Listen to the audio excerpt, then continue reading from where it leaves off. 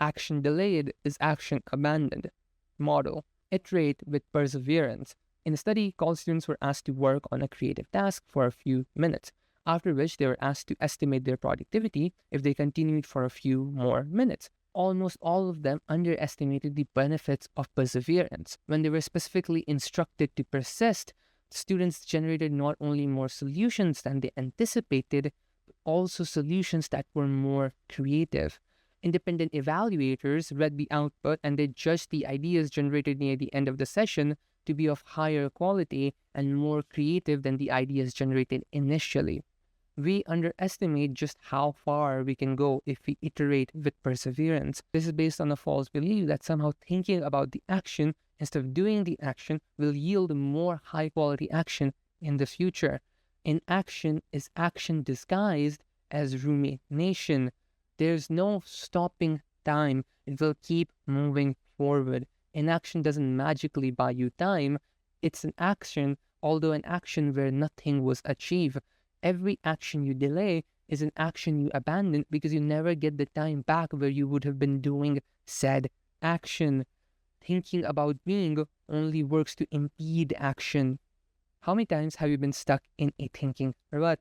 And how many times were you grateful that you spent your time thinking instead of doing? I could confidently say that it definitely wasn't enough for you to justify overthinking as a valid strategy in life. All preparation is for the future. You cannot prepare for the present. Iterating with perseverance, we find, is a much better substitute than overthinking. When you sit and think, you're running simulations on old data. When you act, you generate new and real data. You get a continuous feedback loop of fresh data to work with. Rumination, on the other hand, is a closed loop of the same old assumptions. Action. When stuck, do. Do not fool yourself. Life is lived in motion, not stagnation.